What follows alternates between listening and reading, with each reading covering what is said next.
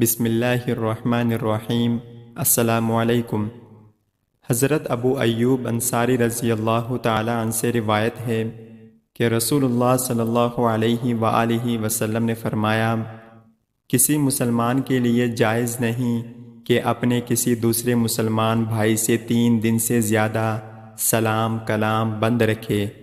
جب دونوں کا آمنا سامنا ہو تو وہ اس سے منہ پھیر لے اور یہ اس سے منہ پھیر لے، اور ان دونوں میں بہتر وہ ہے جو پہلے سلام کرے۔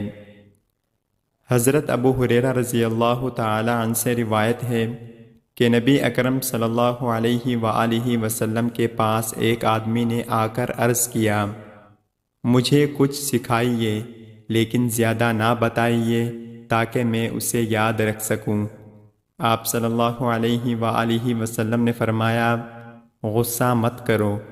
وہ کئی بار یہی سوال دہراتا رہا اور آپ ہر بار کہتے رہے، غصہ مت کرو۔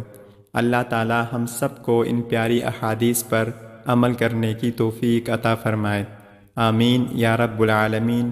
السلام علیکم ورحمۃ اللہ وبرکاتہ۔ آپ سب دیکھنے والوں کا بہت شکریہ۔